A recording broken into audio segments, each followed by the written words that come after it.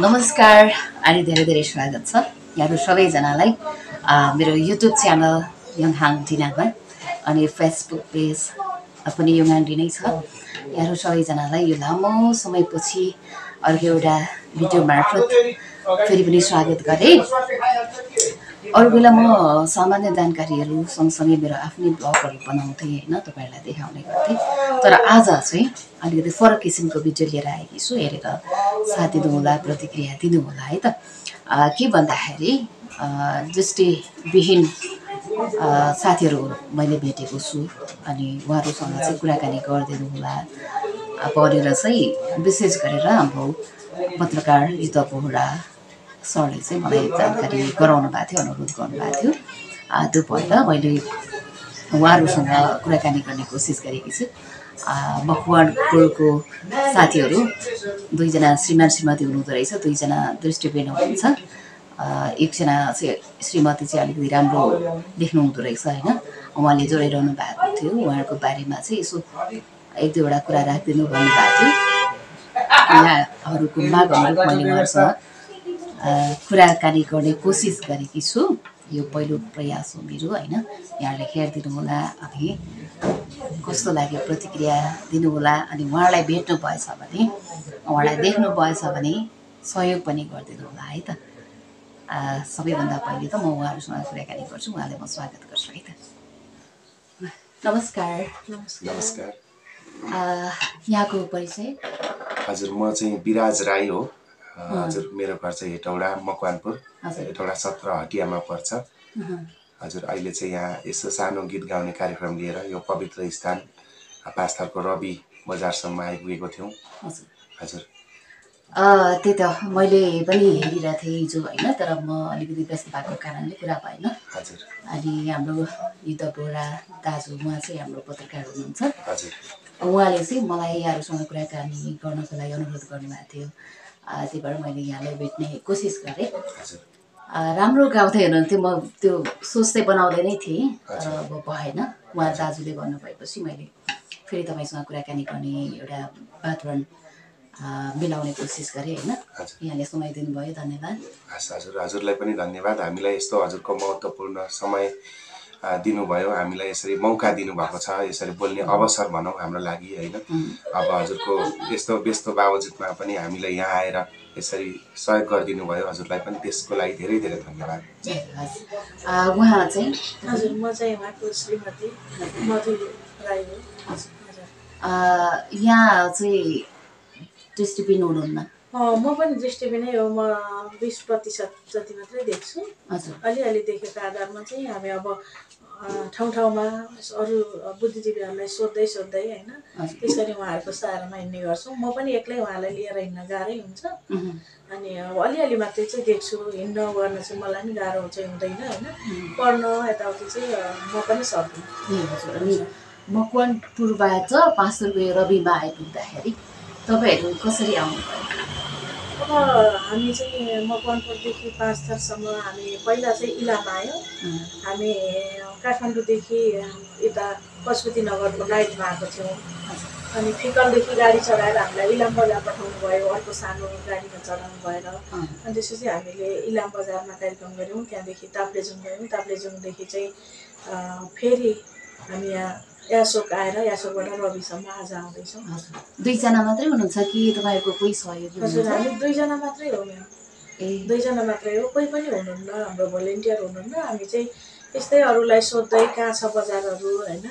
अब सहयोगी बुद्धिजीवीहरू अब कहाँ हुनुहुन्छ उहाँहरूलाई सोध्दै यो ठाउँसम्म आइपुग्दा अब धेरै दुःख कष्ट चाहिँ हुन्छ। किनभने कतिपय व्यक्तिहरूले कुनै ठाउँमा बोल्न पनि चाहनुहुन्न, त्योमा चाहिँ धेरै अप्ठ्यारो हुन्छ। तैपनि हामी सोध्ने धेरै प्रयास गर्दै उहाँहरूको सहारामा यहाँसम्म आइपुगेका छौँ। त्यही त अब दुईजना हुनुहुन्छ, यहाँहरू दुवैजना समस्यामा हुनुहुन्छ होइन। यहाँसम्म आइपुग्नको लागि त सजिलो थिएन पक्कै पनि। अनि जहाँ पुग्नुहुन्छ त्यहाँबाट चाहिँ सहयोग लिनुहुन्छ? हजुर, हामी जुनसुकै ठाउँमा पनि अब जस्तै रवि आयौँ होइन, रवि पनि हामीले हामी त्यही पञ्चमी बजारमा सरहरूले चाहिँ अब रवि बजार छ यहाँ जानुहोस् उहाँ पनि धेरै बुद्धिजीवीहरू हुनुहुन्छ भनेर हामीलाई युद्ध बोहरा सरले नै भन्नुभएको थियो होइन। उहाँ जस्तै बुद्धिजीवीहरू कुनै ठाउँमा अब पक्रिएर चाहिँ हामीले यहाँसम्म आउने वातावरण बनायौँ।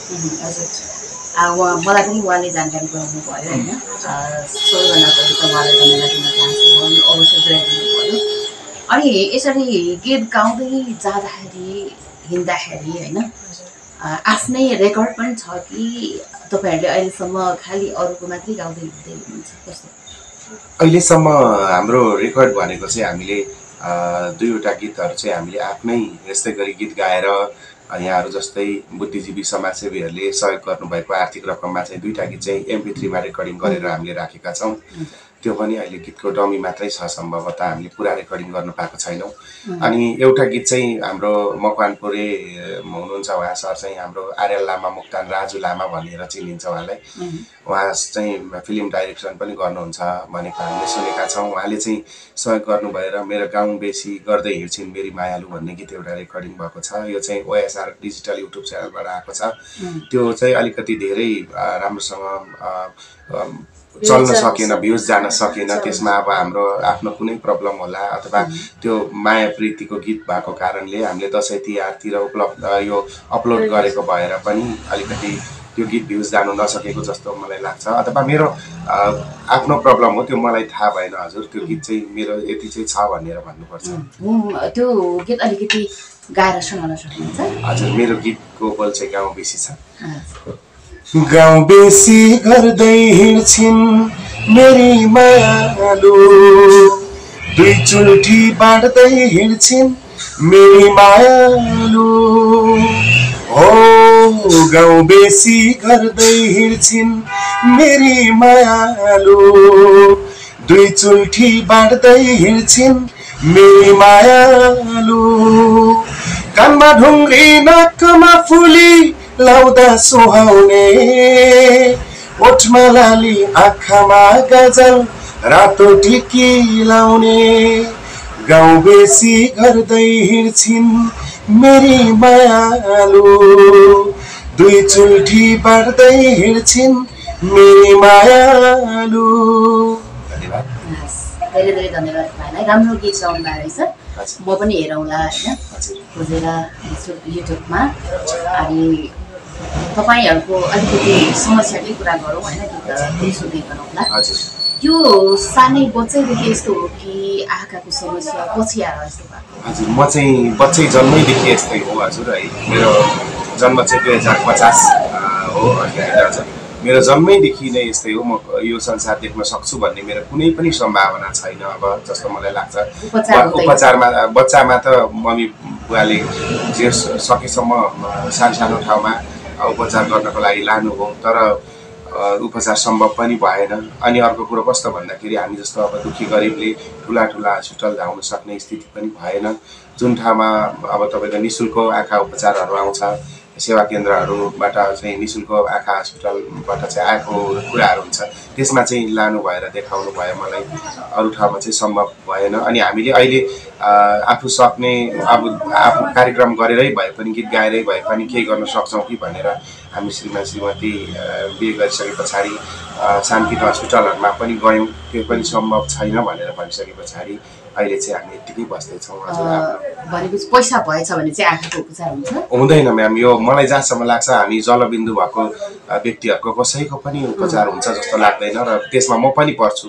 म जलबिन्दु भएको व्यक्ति हो। मेरो मिसेस पनि तपाईँको अलिकति थोरै थोरै देख्ने भएको कारण उसको चाहिँ मलाई जहाँसम्म लाग्छ बच्चामा उपचार पनि भएको हो, अपरेसन पनि भएको हो माइतीमै हुँदाखेरि।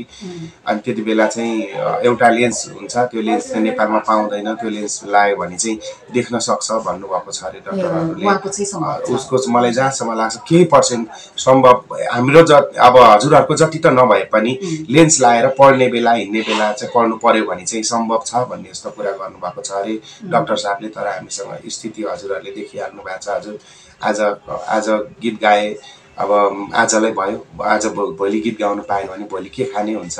हाम्रो स्थिति यस्तै छ हजुर। उहाँ पनि गाउनुहुन्छ नि त यहाँको? गाउँदैन। ए हजुर। अब बिहे गर्नुभएको छ, बाल बच्चा पनि त हुनुहुन्छ होला? एउटी छोरी छिन् हाम्रो चाहिँ हजुर है। अब हामीले विवाह गरेको पनि हामीले सानै उमेरमा विवाह गऱ्यौँ। हाम्रो छोरी पनि छिन्, लगभग 12-13 वर्षकी छोरी छिन् अनि पढ्दै छिन् अहिले चाहिँ हेटौडामा। कसरी नानीको चाहिँ व्यवस्थापन भइरहेछ अहिले?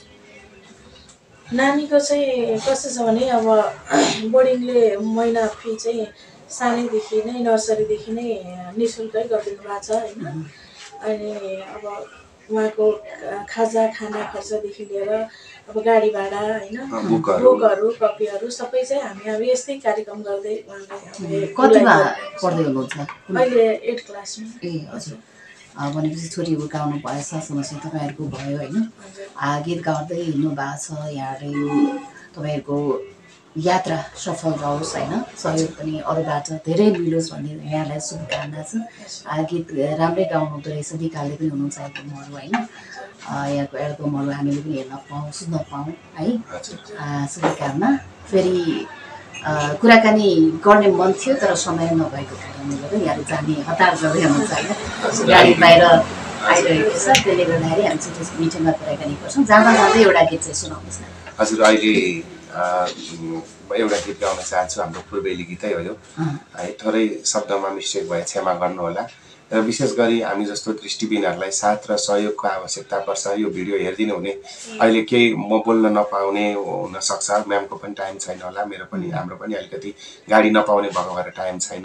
त्यसैले गर्दाखेरि अगाडि नै भनिहाल्छु, हजुरहरूले मलाई कुनै ठाउँमा मेरो कला सुनेर अलिकति हजुरहरूको मनमा दया धर्म पलाए, एउटा दृष्टिविहीनलाई सहयोग गरे सेवा नै धर्म मिल्छ भन्ने जस्तो हजुरहरूलाई लाग्छ भने धर्मात्मी बुद्धिजीवीहरूले मेरो कलालाई बुझी मेरो अवस्थालाई देखी अवश्य पनि हजुरहरूले साथ दिनुहुनेछ, सहयोग गरिदिनुहुनेछ। र मेरो फोन नम्बर पनि म अहिले नै भन्न चाहन्छु।